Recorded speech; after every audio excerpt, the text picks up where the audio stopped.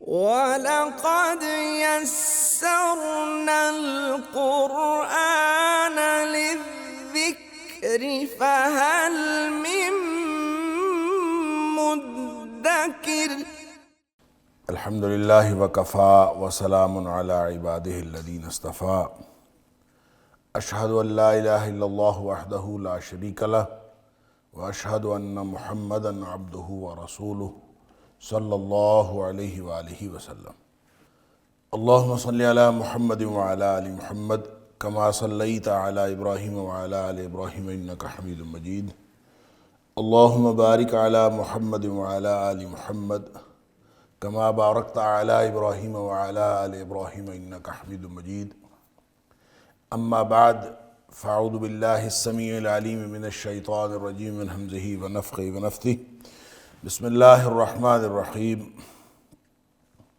یا ایہا الناس اتقوا ربکم واخشوا یوما لا یجزی والد عن ولدہ ولا مولود هو جاز عن والدہ شیئا ان وعد اللہ حق فلا تغرنکم الحیاة الدنیا ولا یغرنکم باللہ الغرور۔ اے لوگو، ڈر جاؤ اپنے رب سے اور اس دن سے بھی ڈر جاؤ جس دن کوئی والد کسی اپنے اولاد کے کام نہیں آئے گا اور نہ کوئی اولاد اپنے والد کے کام آئے گی، کچھ بھی ذرہ بھر بھی کام نہیں آئے گی۔ بے شک اللہ کا وعدہ سچا ہے، پس تمہیں دنیا کی زندگی دھوکے میں نہ ڈالے اور نہ ہی تمہیں دھوکے باز اللہ کے بارے میں کسی دھوکے میں ڈالے۔ آیت نمبر 33 سورہ لقمان، جس کی یہ آخری سے پہلی آیت ہے، یہاں سے آج کے سبق کا آغاز اللہ کی توفیق سے ہو رہا ہے، اور اس میں اللہ تعالیٰ کی صفات بیان ہوئیں اس سے ماقبل کی آیات میں، اور آیت نمبر 20 سے آنورڈز دلائل توحید جو میں نے پہلے عرض کیا تھا کہ وہ بیان ہوئے ہیں۔ لیکن یہ جو آخری دو آیات ہیں ان میں اگرچہ دلائل توحید بھی ہیں اور اللہ تعالیٰ کی قدرت کے دلائل بھی ہیں، لیکن خاص طور پر لوگوں کو خطاب کر کے ان کو ڈرایا گیا ہے اور تقوی کی تلقین کی گئی۔ یا ایھا الناس اتقوا ربکم، اے کائنات کے لوگوں اپنے رب کا تقوی اختیار کرو۔ تقوی وہی چیز ہے جس کے بارے میں میں پہلے بھی کئی دفعہ عرض کر چکا ہوں کہ مختلف اسالیب میں قرآن حکیم میں کم و بیش 500 بار تقوی کا حکم آیا ہے، اور یہ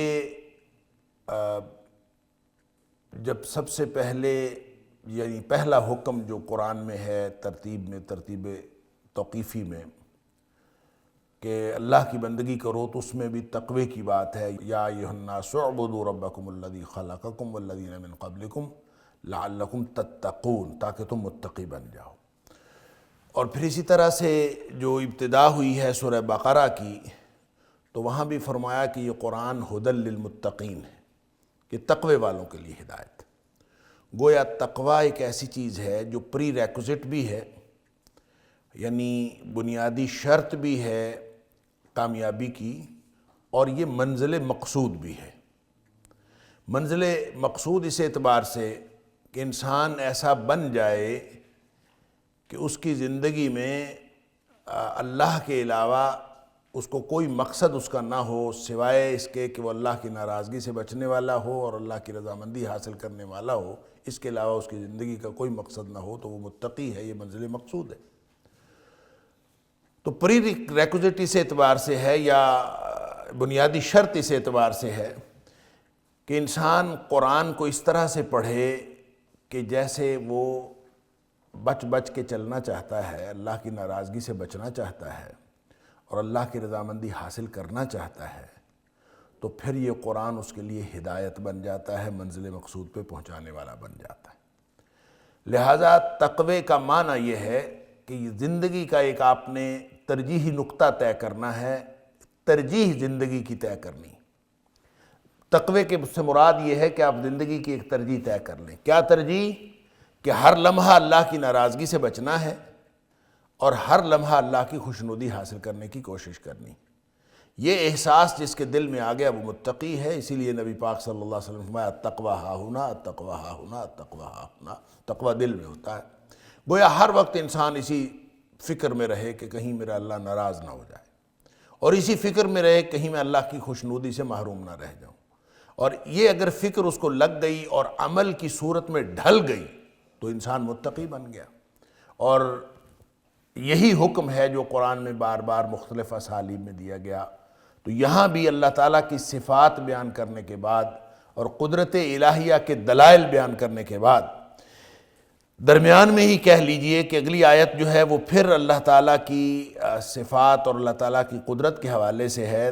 یہ حکم کہہ دیا کہ یا ایھا الناس، اے کائنات کے لوگو، اتقوا ربکم، اپنے رب سے ڈر جاؤ، اپنے رب کا تقوی اختیار کر لو۔ اور تقوی اختیار کرنے کا کیا مطلب ہوگا؟ کہ زندگی ایسی بنا لو کہ ہر لمحہ اللہ کی ناراضگی سے بچنے کی فکر ہو اور ہر لمحہ اللہ کی رضامندی حاصل کرنے کی فکر ہو، ایسی زندگی بنا لو۔ یا ایھا الناس اتقوا واخشوا یوما، اور اس دن سے ڈر جاؤ، لا یجزی والد عن والدہ، جس دن کوئی والد کسی اولاد کے کام نہیں آئے گا۔ اللہ اکبر! جیسے دنیا میں ہی اللہ تعالیٰ نے ایک مثال دے دی کہ والد جو ہے وہ اولاد کے کام نہیں آیا، جیسے حضرت نوح علیہ السلام کی اولاد جو ہے وہ ان کا بیٹا وہ سامنے وہ چلا گیا، سمندر میں غرق ہو گیا اور اس طوفان کے اندر غرق ہو گیا، لیکن وہ ان کے والد صاحب اس کے کام نہیں آئے۔ ولا مولود هو جاز عن والدہ، اور نہ ہی کوئی اولاد ہوا جاز جو کام آنے والی ہو عن والدہ، اس کے والد کے، یعنی نہ اولاد والد کے کام آنے والی ہے، نہ والد، یعنی بطور یہ والد، ولد بیٹے کو کہتے ہیں، والد باپ کو کہتے ہیں۔ باپ اور بیٹے کا جو رشتہ ہے اسی کو آپ جو ہے وہ ماں اور بیٹی کے رشتے پر محمول کر لیجئے۔ اسی کو ہر طرح کی جو اولاد ہے، چاہے وہ بیٹا ہو چاہے بیٹی ہو، اور والدہ ہو چاہے والد ہو، تو کوئی کسی کے کام آنے والا نہیں ہے، شیئن کچھ بھی۔ اس دن سے ڈر جاؤ۔ اللہ اکبر! وہ دن کیا ہے؟ یعنی یہ مضمون مختلف مقامات پر بیان ہوا ہے، جیسے سورہ بقرہ کی آیت نمبر 48 کے اندر فرمایا وَاتَّقُوا يَوْمًا لَا تَجْزِي نَفْسٌ عَن نَفْسٍ شَيْئًا۔ اللہ! اس دن سے بچ جاؤ۔ وہاں وَاتَّقُوا ہے، یہاں وَخْشَوْا ہے، خشی یخشا۔ اس کے بارے میں پہلے بھی عرض کر چکا ہوں کہ ہم اس کا ترجمہ کرتے ہیں ڈر جانا۔ تقوی کا معنی اتقو، اس کا معنی بھی کرتے ہیں ڈر جانا۔ خوف کا معنی بھی ڈر جانا۔ خوف بھی عربی زبان کا لفظ ہے۔ اب خوف بھی عربی زبان کا لفظ ہے، اس کا معنی بھی اگر ڈر جانا ہے، اور تقوی کا معنی بھی ڈر جانا ہے، اور خشیت کا معنی بھی ڈر جانا ہے، تو پھر اس کا مطلب ہے یہ سارے تو پھر ایک ہی لفظ ہوئے۔ تو عربی زبان جو ہے وہ اردو زبان کی طرح، یا اردو یا پنجابی یا دیگر زبانوں کی طرح کوئی کنگلی زبان نہیں ہے کہ اس کے اندر بس ایک ہی لفظ ہو بس، اور اسی کو مختلف پیرائے میں استعمال کیا جاتا ہو، ایسا نہیں ہے۔ یہ بڑی رچ زبان ہے، اس کو اللہ تعالیٰ نے، یہ قرآن کی زبان ہے، جنتیوں کی زبان ہے، اور اس کے اندر بڑی وسعت ہے۔ لہٰذا ڈر بھی مختلف قسم کا ہے تو اس کے لیے الفاظ بھی مختلف قسم کے۔ خاشیہ اور تقوی کا تو معنی میں نے آپ کو بتا دیا۔ تقوی ایک احساس ہے، دوہرا احساس، کہ کہیں اللہ میرا ناراض نہ ہو جائے اور کہیں میں اللہ کی خوشنودی سے محروم نہ رہ جاؤں، اس ڈر کو تقوی کہتے ہیں۔ یہ ڈر دل میں ہو کہ کہیں میں اللہ کی خوشنودی سے محروم نہ رہ جاؤں، رضامندی سے محروم نہ رہ جاؤں، کہیں میرا اللہ مجھ سے ناراض نہ ہو۔ اللہ کی ناراضگی سے ڈرنے کا نام تقوی ہے۔ اور جو خوف ہے وہ بالکل کسی بھی طرح کا خوف ہو سکتا ہے۔ آپ کو کوئی خوفناک چیز سامنے نظر آئے تو وہ خوف ہے، لا خوف علیہم ولا ہم یحزنون۔ قرآن نے بتایا ہے کہ جو اللہ کے دین پر چلنے والے، اللہ اور اس کے رسول صلی اللہ علیہ وسلم کی بات ماننے والے اور اللہ کا قرب حاصل کرنے والے جتنے بھی ہیں، لا خوف علیہم ولا ہم یحزنون، ان کے اوپر پیش آمدہ کوئی خطرہ، کوئی خوف نہیں ہوگا، کوئی سامنے آنے والی چیز کا کوئی ڈر نہیں ہوگا، ولا ہم یحزنون، اور نہ کسی گزری ہوئی چیز کا غم ہوگا۔ خوف اس کا مطلب ہے سامنے کوئی چیز ہو تو وہ خوف ہوتا ہے۔ تو خشیت کیا ہوتی ہے؟ خشیہ، جس کے بارے میں قرآن نے مختلف مقامات پر، یہ جو وخشو یومن، اس دن سے ڈر جاؤ، یہ مختلف مقامات پر اللہ کریم نے خشیت کا لفظ استعمال فرمایا ہے، جو خوف سے بھی الگ ہے اور تقوی سے بھی الگ ہے۔ اللہ اکبر۔ ایک تو علماء کے بارے میں فرمایا، انما یخشی اللہ من عبادہ العلماء، جو علماء ہیں وہ اللہ کی خشیت رکھتے ہیں، اللہ کا خوف رکھتے ہیں۔ یہ اللہ کا خوف کس طرح کا ہے؟ ظاہر ہے نہ تو یہ پیش آمدہ خطرے کی طرح کا کوئی خوف ہے جس کے لیے لفظ خوف عربی زبان میں بنا ہے، نہ تو یہ خوف ہے، نہ ہی یہ اس طرح کا خوف ہے جو اللہ کی ناراضگی سے بچنے والا اور اللہ کی رضامندی سے محروم رہنے والا خوف ہے، یہ ایسا بھی خوف نہیں ہے، یعنی تقوی سے بھی مختلف ہے۔ تو یہ کیا ہے؟ اسی طرح قرآن کے تفہیم کے حوالے سے اور قرآن سے ہدایت لینے کے حوالے سے جہاں بات ہوئی تو فرمایا کہ وہ لوگ، یعنی یہ کتاب اللہ تعالیٰ نے یہ بہترین کائنات کا بہترین کلام نازل کیا ہے۔ اللہ تعالیٰ نے قرآن کے بارے فرمایا اللہ نزل احسن الحدیث، اللہ تعالیٰ نے کائنات کی بہترین بات نازل کی۔ کتاب متشابہ مثانی، یہ ملتی جلتی آیات ہیں اور بار بار دہرائی جانے والی آیات ہیں، یعنی ہے یہ اس طرح کی تقشعر منہ جلود الذین یخشون ربہم، اس سے رونگٹے کھڑے ہو جاتے ہیں ان لوگوں کے جو اپنے رب کی خشیت رکھتے ہیں۔ تو اس کا مطلب ہے یہ خشیت، اس کا تعلق علماء کے ساتھ، اس کا تعلق علم کے ساتھ۔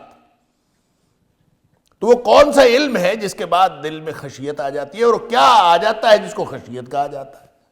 تو خشیت اصل میں معرفت کا نام ہے، ریکگنیشن کا نام۔ اس کا ترجمہ آپ اردو میں کریں تو آپ یہ ترجمہ کر لیں، عظمت کا روب۔ جس کے دل میں اپنے مالک کی عظمت کا روب آ جائے، اس کے رونگٹے کھڑے ہو جاتے ہیں قرآن سن کر۔ اللہ اکبر۔ اور جو علماء ہیں، کیونکہ علماء اللہ کی معرفت حاصل کرتے ہیں اور ان کو رب کی ریکگنیشن زیادہ ہوتی ہے اور ان کے دل میں اللہ کی عظمت کا روب زیادہ ہوتا ہے، لہذا انما یخشی اللہ من عبادہ العلماء، جو علماء ہوتے ہیں وہی اصل تو ان کی اللہ کی عظمت کا روب ہے، وہ تو ان کے دلوں میں ہوتا۔ لہذا یہاں دیکھ لیجئے وخشو یومن، اس دن کی عظمت سمجھ لیجئے، اس دن کی عظمت سے ڈر جاؤ، یعنی وہ اتنا عظیم دن ہے، اس دن کی عظمت سے ڈر جاؤ۔ اس دن حساب کتاب ہونا ہے، اس دن حشر ہونا ہے، سب نے اٹھ کے اللہ کے سامنے پیش ہونا ہے، پھر ہر چیز کی جواب دہی ہوگی، یعنی کتنا عظیم دن ہوگا۔ اس دن کیا کریں گے ہم؟ ظاہر ہے اس دن کوئی خوفناک چیز ایسی تو نہیں ہے کہ سامنے کوئی چیز خوفناک آئی ہو۔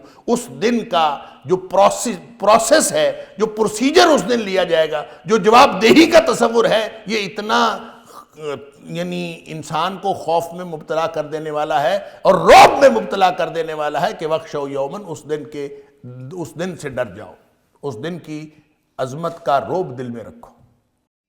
وَلَقَدْ يَسَّرْنَا الْقُرْآنَ لِلذِّكْرِ فَهَلْ مِن مُدَّكِرٍ وَلَقَدْ يَسَّرْنَا الْقُرْآنَ لِلذِّكْرِ فَهَلْ مِن مُدَّكِرٍ۔ اور جو میں عرض کر رہا تھا کہ سورہ بقرہ کی آیت نمبر 48 کے اندر بھی فرمایا اسی طرح کا مضمون، لیکن وہاں پہ وخشو نہیں فرمایا، وہاں پہ فرمایا واتقوا یوما، اس دن سے ڈر جاؤ، وہاں تقویٰ ہے۔ تو اس کا مطلب یہ ہے کہ اس دن اللہ کی ناراضگی سے بچ جاؤ اور اللہ کی رضامندی حاصل کرنے والے بن جاؤ۔ یا ایھا الناس اتقوا، اللہ سے ڈر جاؤ، ربکم، اپنے رب سے، واخشوا یوما، اور اس دن کی جو خشیت ہے، اس دن کی عظمت کا رعب اپنے دلوں میں رکھو۔ کون سا دن، کیا ہوگا اس دن؟ اب یہ بتایا، اس دن کی ایک جھلک دکھائی کہ باپ اولاد کے کام نہیں آئے گا اور اولاد باپ کے کام نہیں آئے گی۔ اللہ اکبر! کیوں کام نہیں آئے گی؟ اس لیے کام نہیں آئے گا کہ اس دن نہ تو کوئی ولا یقبل منہا شفاعت، نہ تو کوئی سفارش اس دن قبول ہونی ہے۔ اللہ اکبر! یہ سورہ بقرہ کے اندر ولا یؤخذ منہا عدل ولا هم ینصرون، نہ ہی کوئی فدیہ لیا جائے گا، نہ ہی جو ہے وہ مدد کو کی جائے گی۔ اللہ اکبر! یعنی وہ دن ایسا ہے کہ اس دن سے اس دن کے اندر جو جواب دہی ہے وہ اتنی خوفناک ہے کہ اس دن کے لیے آج تیاری کرنی ضروری ہے۔ یا پھر اس کے بارے میں فرمایا یوم یفر المرء، سورہ عبس کے اندر فرمایا یوم یفر المرء من اخیہ وامہ وابیہ وصاحبتہ وبنیہ۔ اس دن حالات کیا ہوں گے کہ ہر شخص جو ہے وہ دوسرے سے بھاگے گا۔ یوم یفر المرء من اخیہ، بھائی سے دور بھاگے گا اور اپنے بیوی سے دور بھاگے گا، اپنے والد سے دور بھاگے گا، اپنی اولاد کو چھوڑ دے گا۔ اللہ اکبر! لِكُلِّ امْرٍ مِّنْهُمْ يَوْمَئِذٍ شَأْنٌ يُغْنِيهِ، اس دن ہر ایک کو اپنی اپنی پڑی ہوگی، کسی کو کسی دوسرے کی کوئی فکر نہیں ہوگی۔ رب نفسی رب نفسی، ہر شخص کو یہ پڑی ہوگی کہ میں بچ جاؤں، میں بچ جاؤں۔ یہ اس دن کا، اس طرح کا دن ہے، لہذا فرمایا واخشوا یوما، اس دن سے ڈر جاؤ، اس دن کی کیفیت کو سمجھو اور ڈر جاؤ اس دن سے، اور اس دن تمہارے حالات کیا ہوں گے اس کی تیاری ابھی سے کرنی ہے۔ یا پھر سورہ معارج کے اندر فرمایا یود المجرم لو یفتدی من عذاب یومئذ ببنیہ وصاحبتہ واخیہ وفصیلتہ التی تؤویہ ومن فی الارض جمیعا ثم ینجیہ۔ اللہ! اس دن کیا حالات ہوں گے کہ مجرم کہے گا اللہ اکبر کہ آج لو یفتدی من عذاب یومئذ ببنیہ، کہ میرا بیٹا پکڑ لیا جائے اور مجھے آج کے عذاب سے نجات دے دی جائے۔ اللہ اکبر! اور میرا باپ پکڑ لیا جائے، میرا بھائی پکڑ لیا جائے، میرا خاندان پکڑ لیا جائے۔ وَمَن فِي الْأَرْضِ جَمِيعًا ثُمَّ يُنْجِيهِ، زمین میں جو کچھ بھی ہے، اللہ اکبر، ایک اللہ کی ذات کو چھوڑ کر مخلوق میں جو کچھ بھی ہے سب پکڑ لیے جائیں، ثم ينجیہ، لیکن اس کی نجات ہو جائے۔ یہ اس دن مجرم یہ خواہش کرے گا، خواہش تو اس کی پوری نہیں ہونی، لیکن یہ اس دن کی عظمت کا اظہار اللہ کریم نے اس طرح سے کیا ہے کہ آپ اس دن کو سمجھیں اور اس دن کے لیے تیاری کریں۔ یہ ہے معنی واخشوا یوما لا یجزی والد عن والدہ ولا مولود هو جاز عن والدہ شیئا۔ کوئی کسی کے کام نہیں آئے گا، نہ بیٹا باپ کے، نہ باپ بیٹے کے۔ اللہ اکبر! اور انبیاء کے حوالے سے ہمارے سامنے مثالیں موجود ہیں۔ نوح علیہ السلام باپ ہو کے اور نبی ہو کے اپنے بیٹے کے کام نہیں آئے، اور ابراہیم علیہ السلام جد الانبیاء ہے اور وہ نبی ہو کے اور نبیوں کے باپ ہو کر وہ اپنے والد کے کام نہیں آئے۔ اللہ اکبر! وہ اپنے والد کو فائدہ نہیں دے سکے، نوح علیہ السلام اپنے بیٹے کو فائدہ نہیں دے سکے۔ یہ دنیا میں اللہ تعالیٰ نے یہ خبر دے دی کہ نبی جب اپنے بیٹے کو اور نبی اپنے باپ کو کوئی فائدہ نہیں دے سکتا تو قیامت والے دن کوئی کسی کو کیسے فائدہ دے سکے گا۔ ان وعد اللہ حق، اللہ کا وعدہ سچا ہے، اور حق اور اللہ کا وعدہ، اس کو سمجھنے کے لیے وہی بات دہرا لیجئے ذہنوں کے اندر کہ یہ ایک تو اللہ کا وعدہ ہے، اور اللہ کا وعدہ تو پورا ہو کے رہے گا۔ وَكَانَ وَعْدَ اللَّهِ حَقًّا، اللہ کا وعدہ سچا ہے۔ اور دوسری بات، اس کو لفظ حق جو ہے اس کا معنی کیا ہے، اس کو ذہنوں میں تازہ کر لیجئے کہ حق کیا ہوتا ہے۔ حق ہوتا ہی وہ ہے جو سچ ہوتا ہے، ایک بات، اور حق وہ ہوتا ہے جس کو ثابت کرنے کے لیے کسی خارجی دلیل کی ضرورت نہیں ہوتی، حق آپ اپنا ثبوت ہوتا ہے۔ ان وعد اللہ حق، یہ کہہ دینا، یہ بتا دینا کہ اللہ کا وعدہ ہے، اس سے سچی بات کائنات میں اور کوئی ہے ہی نہیں۔ بس یہ کہہ دینا کہ اللہ کا وعدہ ہے، اللہ کا وعدہ تو سچا ہے، وہ حق، اور اللہ کے وعدے کے علاوہ جو کچھ بھی ہے وہ باطل ہے، اصل چیز تو اللہ کا وعدہ ہے۔ لہٰذا اللہ کا وعدہ سچا ہے، کیا مطلب کہ اللہ تعالیٰ نے اس دن، قیامت والے دن جو میزان قائم کرنا ہے، اور اس دن اللہ تعالیٰ نے جس طرح جواب دہی کا ایک سسٹم بنایا ہے وہ ہو کر رہنا ہے، یہ اللہ کا وعدہ ہے کہ ہر چیز ثم لتسألن یومئذ عن النعیم، تم سے پوچھا جائے گا، ہر نعمت کے بارے میں سوال ہوگا، اور وہ جو سوال ہے یہ اللہ کا وعدہ ہے، اس دن تمہیں جواب دینا پڑے گا، ہر چیز کا بدلہ پورا دیا جائے گا، یہ اللہ کا وعدہ ہے۔ لہٰذا وہ وعدہ جو ہے وہ پورا ہو کر رہے گا، باپ بیٹے کو، بیٹا باپ کو، کوئی کسی کو فائدہ نہیں دے سکے گا۔ فَلَا تَغُرَّنَّكُمُ الْحَيَاةُ الدُّنْيَا، جب وہاں پہ نظام ایسا ہے کہ کسی نے کسی کے کام نہیں آنا، اور جواب دہی بھی ہے، وہ دن بھی ہے، اس دن کی عظمت کو ذہن میں رکھو، اس دن سے ڈر جاؤ، تو پھر دنیا تمہیں کسی دھوکے میں مبتلا نہ کر دے۔ فَلَا تَغُرَّنَّكُمُ الْحَيَاةُ الدُّنْيَا، دنیا کی زندگی تمہیں کسی دھوکے میں مبتلا نہ کر دے۔ اللہ اکبر، دنیا کی زندگی کیسے دھوکے میں مبتلا کرتی ہے؟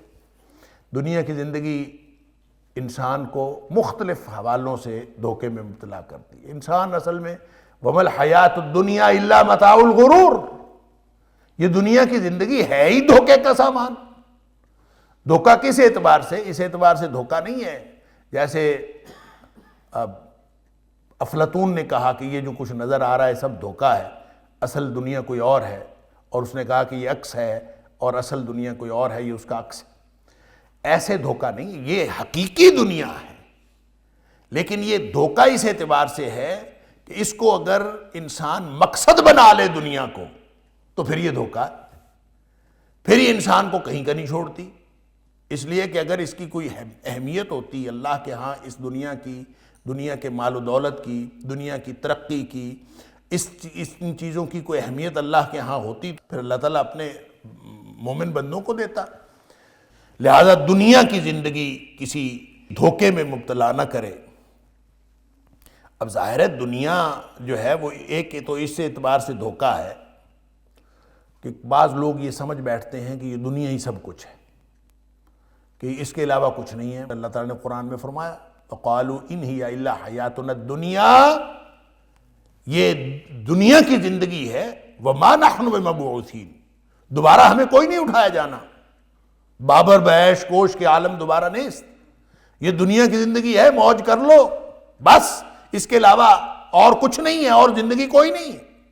یہ دھوکہ، اور یہ دھوکہ کئی طرح سے انسان کو ہوتا ہے۔ دوسری جگہ فرمایا وَقَالُوا إِنْ هِيَ إِلَّا حَيَاتُنَا الدُّنْيَا نَمُوتُ وَنَحْيَا وَمَا نَحْنُ بِمَبْعُوثِينَ، کہ ہم جو ہیں وہ مرتے ہیں بس زندہ ہو جاتے ہیں، یہ ہمارا یہ ایک لگا بندہ سسٹم ہے، اس کے علاوہ کچھ نہیں۔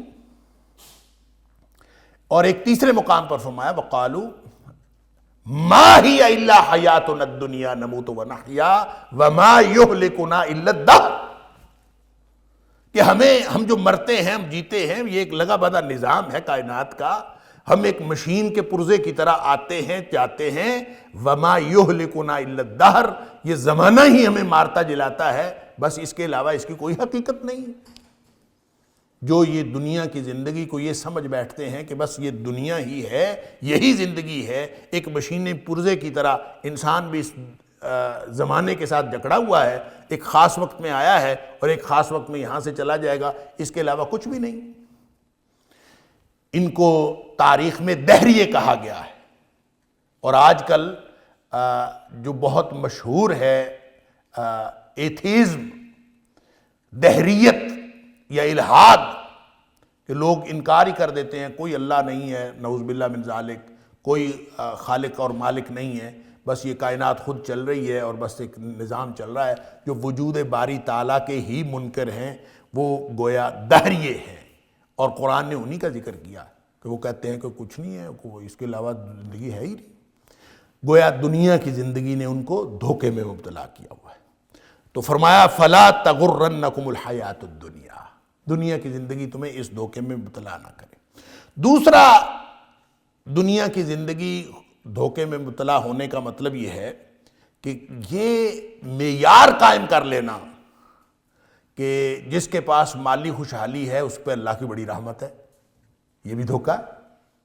یعنی لوگ یہ سمجھ لیتے ہیں کہ جس کے پاس مالی خوشحالی ہے یا جس کو اقتدار ملا ہوا ہے اور دنیاوی نعمتوں کی فراوانی ہے، اور دنیاوی نعمتوں کی فراوانی کو وہ سمجھ لیتے ہیں کہ یہ اللہ کی رحمت ہے۔ اللہ اکبر! اللہ تعالیٰ فرماتا ہے یہ بھی تمہیں کسی دھوکے میں مبتلا نہ کرے، تو مال اور اولاد دھوکے میں مبتلا نہ کرے۔ اللہ اکبر!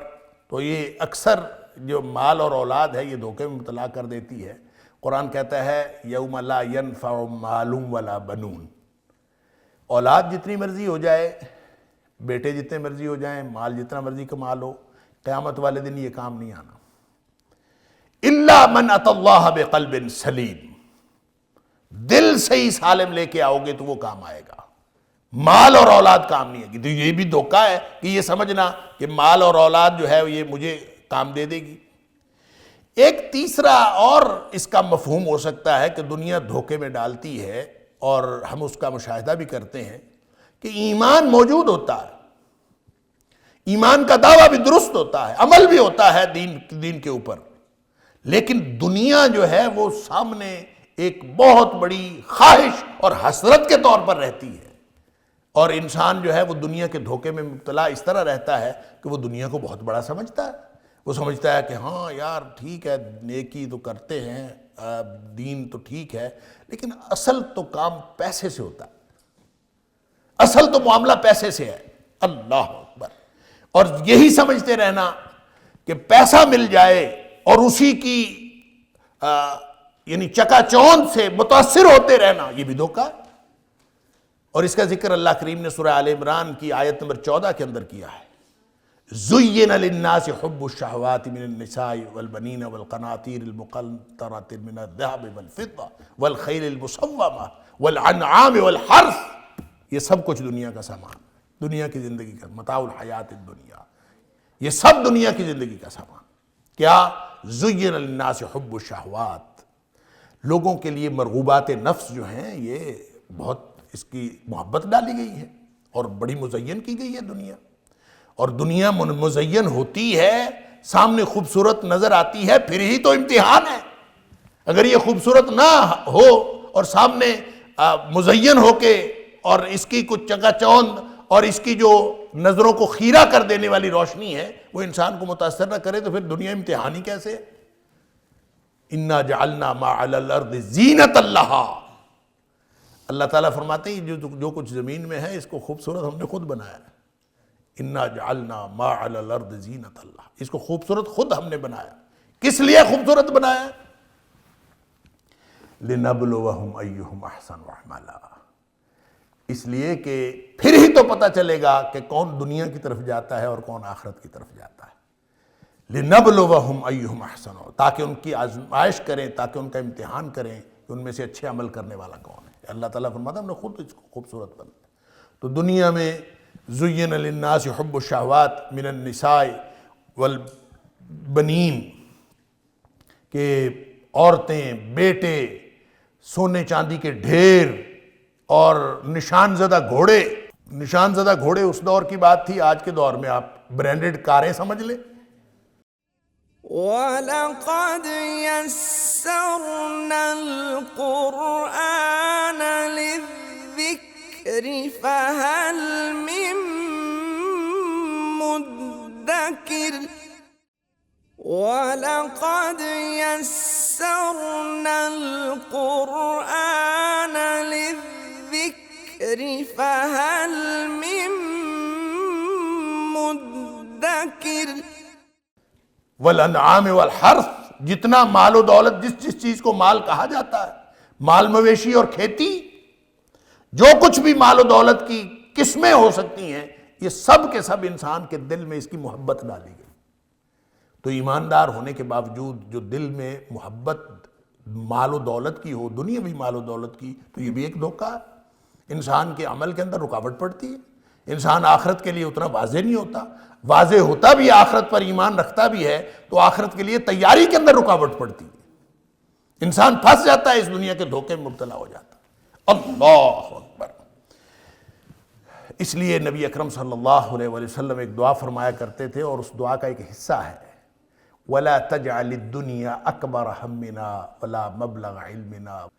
اللہ دنیا کو ہمارے ارادوں کا جو بڑا ارادہ ہے، ہمارا بڑا مقصد دنیا کو نہ بنانا، وَلَا تَجْعَلِ الدُّنْيَا أَكْبَرَ هَمِّنَا، یہ ہمارے مقاصد میں سے بڑا مقصد دنیا نہ ہو، ولا مبلغ علمنا، ہمارے علم پڑھنے پڑھانے کا مقصد بھی دنیا حاصل کرنا نہ ہو، ولا تجعل الدنیا اکبر ہمنا ولا مبلغ۔ ہو سکتا ہے آپ کو دعا یاد ہو، یاد کریں، یہ دعا بڑی جامع دعا ہے اور یہ پڑھتے رہنا چاہیے۔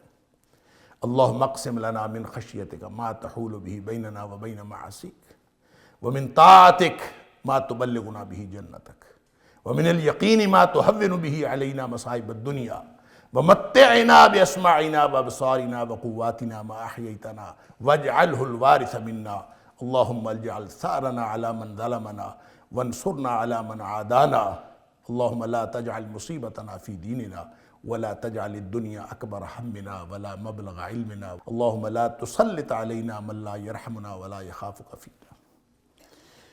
بعض روایات میں آتا ہے کہ نبی کریم صلی اللہ علیہ وآلہ وسلم ہر مجلس کے اندر یہ دعا سارے صحابہ کرام کے لیے پڑھ کے دعا پھر برخاست کرتے تھے محفل کو، اور اس کا ترجمہ پتہ ہے کیا ہے؟ انسان حیران رہ جاتا ہے، کیا مانگا ہے اللہ کے رسول صلی اللہ علیہ وسلم؟ اللہ ہمیں تھوڑی سی اپنی خشیت دے دے، اللہم اقسم لنا من خشیتک، اللہ تھوڑی سی خشیت دے دے، تھوڑا سا اپنا اتنا خوف دے دے۔ کتنا خوف؟ اللہ اتنا خوف دے دے جو ہمارے اور ہمارے گناہوں کے درمیان پردہ بن جائے، یعنی ایسا خوف عطا فرما ہم گناہ کرنا چاہیں بھی تو ہم گناہ نہ کر سکیں۔ اللہ اکبر۔ اور اللہ ہمیں ایسی اطاعت عطا فرما دے جو ہمیں بالآخر جنت میں پہنچا دے۔ اللہ اکبر۔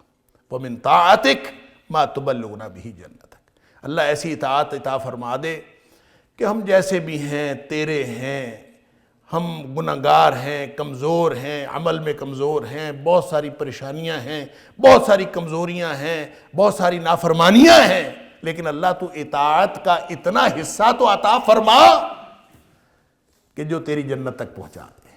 سبحان اللہ۔ اور اللہ ہمیں ایسا یقین عطا فرما دے جو دنیا میں ہمارے لیے مصیبتوں کو آسان کر دے، ایسا یقین ہو کہ دنیا میں جتنی بھی مصیبتیں آ جائیں وہ آسان ہو جائیں۔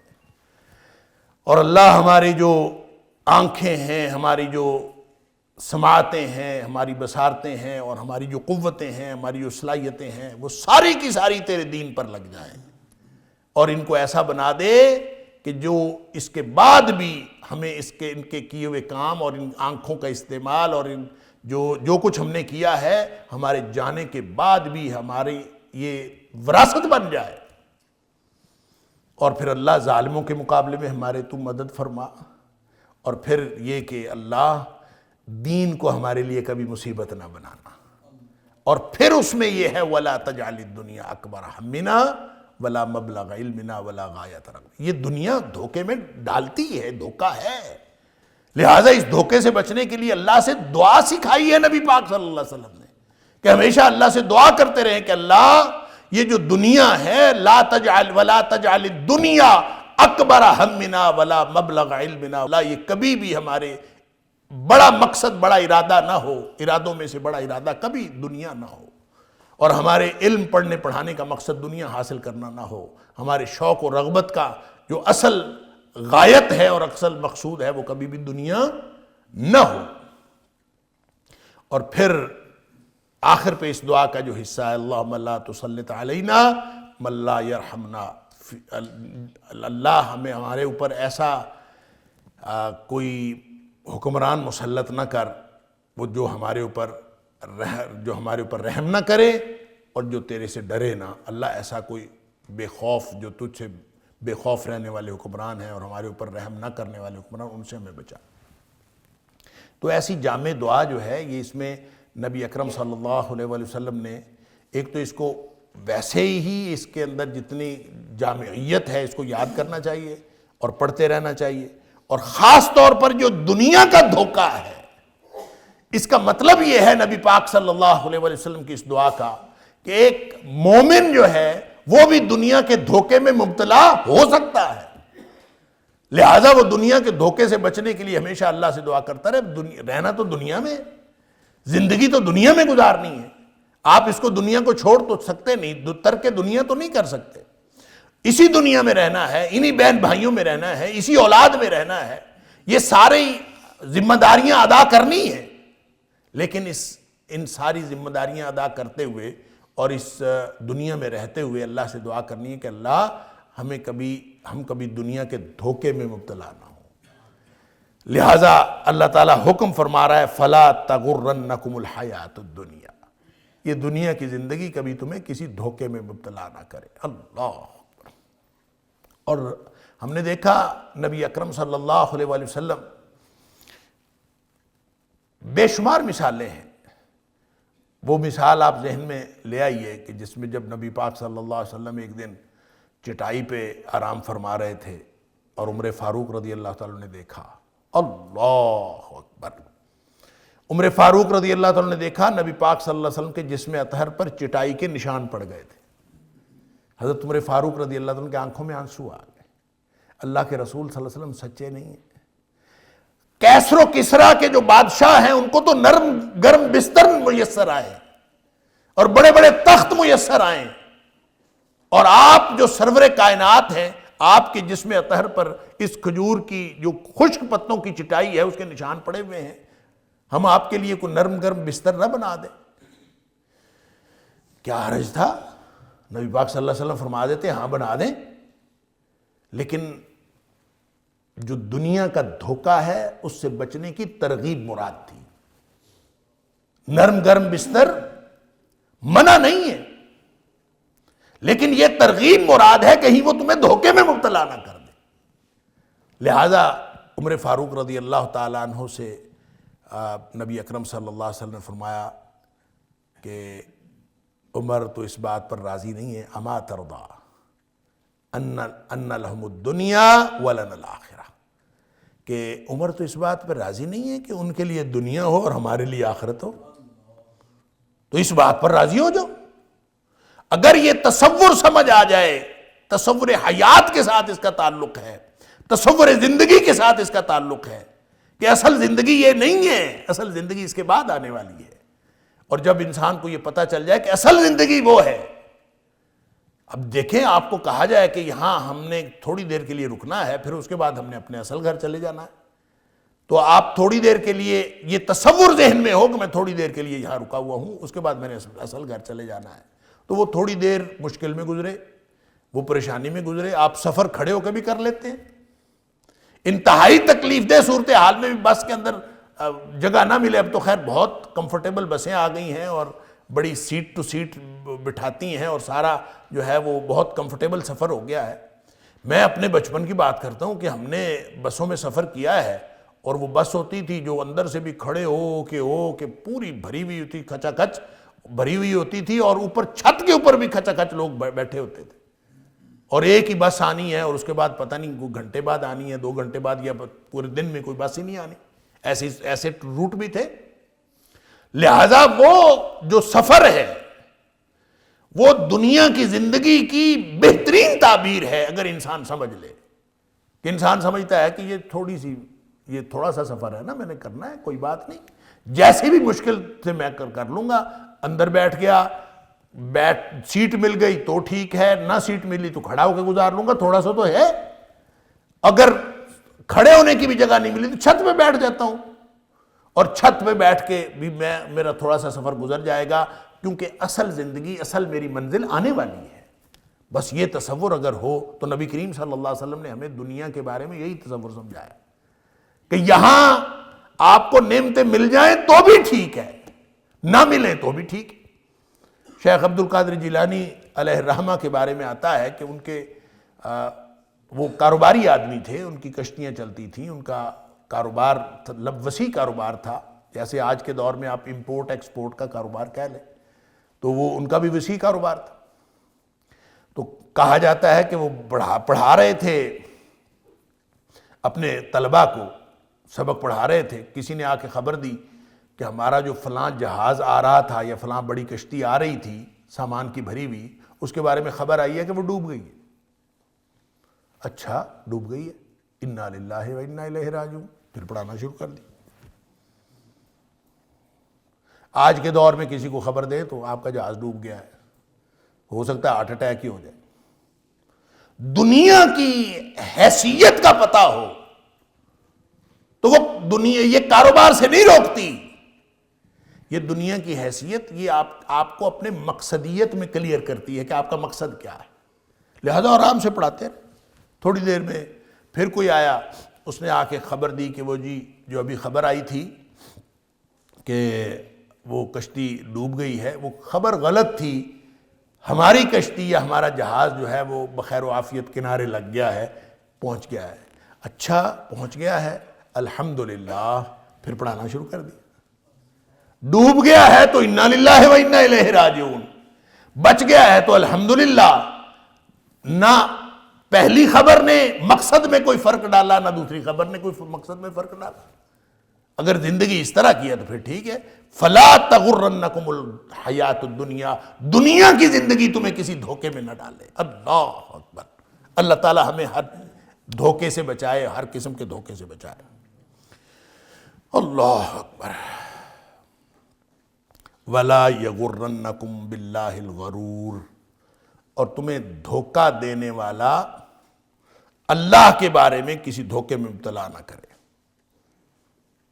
اللہ کے بارے میں کوئی دھوکہ دینے والا دھوکے میں مبتلا نہ کرے۔ یہ جو غرور ہے نا، غرور کے غین کے اوپر زبر ہے، اگر غین کے اوپر پیش ہو نا غرور، وَمَا الْحَيَاةُ الدُّنْيَا إِلَّا مَتَاعُ الْغُرُورِ، تو دھوکے کا سامان، اس کا مطلب ہوتا ہے دھوکہ دینا، مصدر ہے۔